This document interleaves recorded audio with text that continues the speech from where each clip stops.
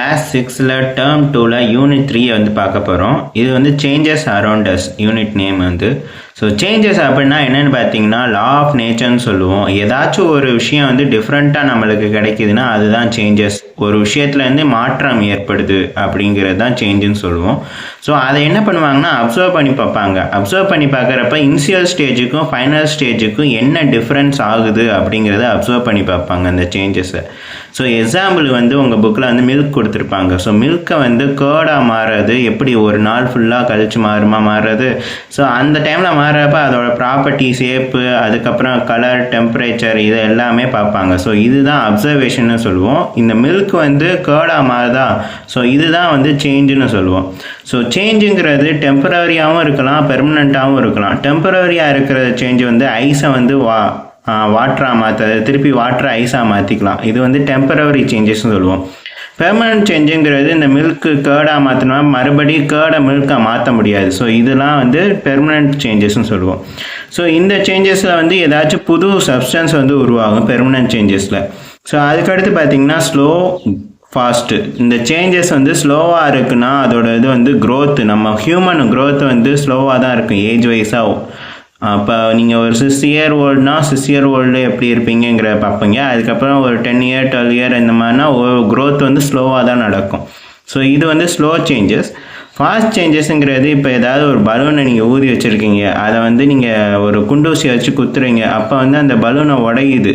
So அது வந்து ஃபாஸ்ட்டாக பர்ஸ்ட் ஆகுது. ஸோ ஃபாஸ்ட்டாக ஒரு சேஞ்சஸ் நடக்கிறது வந்து ஃபாஸ்ட் சேஞ்சஸ்ன்னு சொல்லுவோம். ரிவர்சிபிள்ங்கிறது வந்து ஒரு சேஞ்சஸை வந்து திருப்பி பழைய நிலைமைக்கு கொண்டு வர முடியும். ஸோ டெம்பரரி சேஞ்சஸ்லாம் ரிவர்சிபிளில் வரும். ஸோ ரப்பர் பேண்டை எடுத்துக்கிட்டு நீங்கள் இழுத்து பார்த்தீங்கன்னா அந்த ரப்பர் பேண்டை வந்து ரிவர்சிபிளாக திருப்பி ஒரே பொசிஷனுக்கு திருப்பி வந்துடும். கொஞ்ச நேரம் அந்த ரப்பர் பேண்டு ஸ்ட்ரெச் ஆகி இருக்கும், அப்புறம் மறுபடியும் ஒரே பொசிஷன் வந்துடும். ஸோ அதுதான் ரிவர்சிபிள்னு சொல்லுவோம். இரிவர்சிபிள் அப்படின்னா என்னென்னா இப்போ நான் சொன்னது தான் milk turn into curd. So அதெல்லாம் பெர்மனெண்ட்டாக இருக்கும். ஸோ இதுக்கு அடுத்து பார்த்திங்கன்னா ஃபிசிக்கல், கெமிக்கல் சேஞ்சஸ். ஸோ ஃபிசிக்கல்ங்கிறது டெம்பரரியாக இருக்கக்கூடிய சேஞ்சஸ். அதோட இது வந்து ஷேப்பும் சைஸும் மட்டும்தான் சேஞ்சஸ் இருக்குது. அதே இது கெமிக்கல் சேஞ்சஸுங்கிறது வந்து மெல்ட்டிங் ஆகுது, ஏதாவது ஒரு புது சப்ஸ்டன்ஸை வந்து நம்ம கொண்டு வர்றது, ஃபார்ம் பண்ணது, பெர்மனன்ட் சேஞ்சஸ் கொண்டு வர்றது. ஸோ அதுதான் வந்து கெமிக்கல் சேஞ்சஸ்.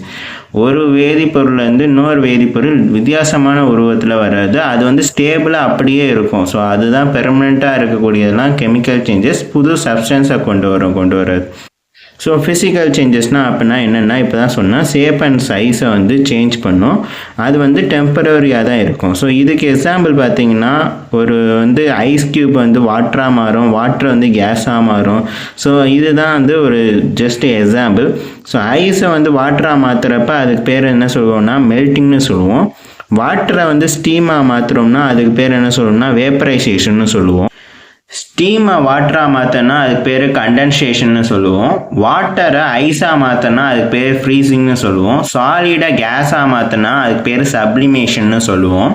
அதே இது அந்த சாலிடை ஒரு லிக்யூடில் போட்டு கரைக்கிறீங்க அப்படின்னா அது வந்து டிசால்வ் ஆகுமா, ஸோ அதுக்கு பேர் என்ன டிசோல்யூஷன்னு சொல்கிறோம். ஸோ ஒரு விஷயத்தை கரைக்கிறப்ப என்ன நடக்கும்னா அந்த இடத்துல வந்து டிசோல்யூஷன் நடக்கும். ஸோ அதை தான் என்ன சொல்கிறோம்னா சொல்யூஷன்னு சொல்கிறோம். ஸோ அந்த சொல்யூஷன் நீங்கள் பார்த்தீங்கன்னா சொல்யூட் ப்ளஸ் சால்வெண்ட் தான் இதை வந்து சொல்யூஷன் சொல்லுவோம். சொல்யூட்டுங்கிறது என்னென்னா கரைக்கப்படக்கூடிய பொருள். சால்வெண்ட்டுங்கிறது என்னென்னா அதை எப்படி கரைக்குது அப்படிங்கிறது பொருள். ஸோ சொல்யூட்டுங்கிறதுக்கு ஒரு எக்ஸாம்பிள் பார்த்தீங்கன்னா உப்பு எடுத்துக்கலாம். நீங்கள் உப்பை வந்து தண்ணி, சால்வெண்ட் வந்து தண்ணியாக எடுத்துக்கிட்டிங்கன்னா ஸோ தண்ணியில் உப்பு கரையுமா, ஸோ அதுதான் இது டிசால்வ்டு சப்ஸ்டன்ஸ், இது டிசால்வ்ஸ் த சப்ஸ்டன்ஸ். ஸோ சால்வெண்ட்டுங்கிறது கரைக்கக்கூடிய விஷயம், ஸோ சொல்யூட்டுங்கிறது கரைக்க வேண்டிய விஷயம். ஸோ அப்போ solute dissolve in solvent is called solution. So இதே தான் spread the solid particle. So solid particle spread மட்டும் பண்ணுதுன்னா அது டிசோல்யூஷன், கரைக்குதுன்னா சொல்யூஷன். சரிங்களா? ஸோ அதுக்கப்புறம் கெமிக்கல் சேஞ்சஸ். ஸோ கெமிக்கல் சேஞ்சஸ்ங்கிற ஏற்கனவே பார்த்தா நியூ சப்ஸ்டன்ஸ் வந்து ஃபார்ம் பண்ணும், பெர்மனன்ட் சேஞ்சாக இருக்கும், அது வந்து ரிவர்சிபிளாக இருக்கும், இர்ரிவர்சிபிளாக. பெர்மனன்ட் சேஞ்சுனாவே அது வந்து வேறு இது திருப்பி ரிவர்ஸாக கொண்டு போக முடியாது. இதுக்கு வந்து எக்ஸாம்பிள் என்ன பார்த்தோம், பேர்ன் த வுட். அதில் எக்ஸாம்பிள் என்ன பார்த்தோம்னா மில்க் இன்ட்டு கர்ட்னு பார்த்தோம். ஸோ ஒரு வுட்டை வந்து எரிச்சிட்டோம்னா அதை திருப்பி வந்து வுட்டாக மாற்ற முடியாது. ஸோ அதுதான் இதோட கெமிக்கல் சேஞ்சஸில் சொல்கிறாங்க. ஸோ அதுக்கடுத்து பார்த்தீங்கன்னா desirable undesirable changes. So desirable சேஞ்சஸ்னால் changes are useful and not harmful to the environment are desire changes. So ஒரு சேஞ்சஸ் வந்து நடக்குது, அது என்விரான்மெண்ட்டுக்கு ஹார்ம்ஃபுல்லாக இருக்காமல் இருக்குன்னா அது ஃபுல்லாகவே டிசைரபிள் சேஞ்சஸ்ன்னு சொல்கிறாங்க. அதே இது ஒரு சேஞ்சஸ் வந்து நடக்குது, அது வந்து என்விரான்மெண்ட்டுக்கு ஃபுல்லாக ஹார்ம்ஃபுல்லாக இருக்குன்னா அது ஃபுல்லாக அன்டிசைரபிள் சேஞ்சஸ்ன்னு சொல்கிறாங்க. ஸோ இதுக்கு எக்ஸாம்பிள் வந்து டிசைரபிள் சேஞ்சஸ்க்கு எக்ஸாம்பிள் வந்து ஃப்ரூட் வந்து அழுகி போகிறது, அப்புறம் பிளான்ட் க்ரோ ஆகிறது. ஸோ வளரதெல்லாம் ஹார்ம்ஃபுல் கிடையாது. ஸோ அதை தான் டிசைரபிள் சேஞ்சஸ் தான். அன்டிசைரபிள் சேஞ்சஸில் டீஃபாரஸ்டேஷன் பண்ணுற இப்போ வல்கணும், ஸோ இந்த மாதிரி விஷயம்லாம் நம்மளுக்கு வந்து சேஞ்சஸ் நடக்கிறனால என்விரான்மெண்ட்டில் ஹார்ம்ஃபுல்லாக இருக்கிறது. ஸோ இதெல்லாம் அன்டிசைரபிள் சேஞ்சஸில் வருது. ஸோ அதுக்கடுத்து பார்த்திங்கன்னா natural changes. So natural changes அப்படின்னா என்னென்னா, இது ஒரு பிளேஸில் நடக்கும், அந்த பிளேஸில் நடக்கக்கூடிய விஷயத்த ஹியூமனால் கண்ட்ரோலே பண்ண முடியாது. ஸோ அதுதான் நேச்சுரல் சேஞ்சஸ். ஸோ எர்த் ரொட்டேஷனை நம்மளால் கண்ட்ரோல் பண்ணவே முடியாது. 24 நேரம்னா 24 நேரம் தான் ஒரு நாளைக்கு. ஸோ அது வந்து எர்த் ரொட்டேஷனை பொறுத்து தான்.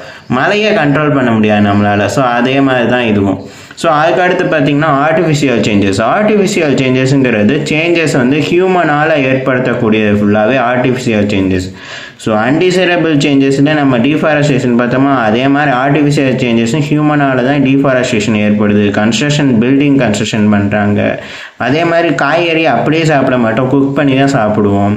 ஸோ அதுக்கடுத்து கல்டிவேட் கிராப்பு, அதுவாக வளரக்கூடிய செடிகள் நிறையா வித்தியாசமாக வளரும். அதே ஒரே இது பேடி மட்டும் வேணுன்னா பேடி மட்டும் போடுவோம் ஒரு ஃபீல்டில், வீட்டு வேணுன்னா வீட்டு மட்டும் போடுவோம். ஸோ அதனால் கல்டிவேஷன் கிராப் எல்லாமே ஆர்டிஃபிஷியல் சேஞ்சஸ் நம்ம ஹியூமனால் பண்ணக்கூடியது.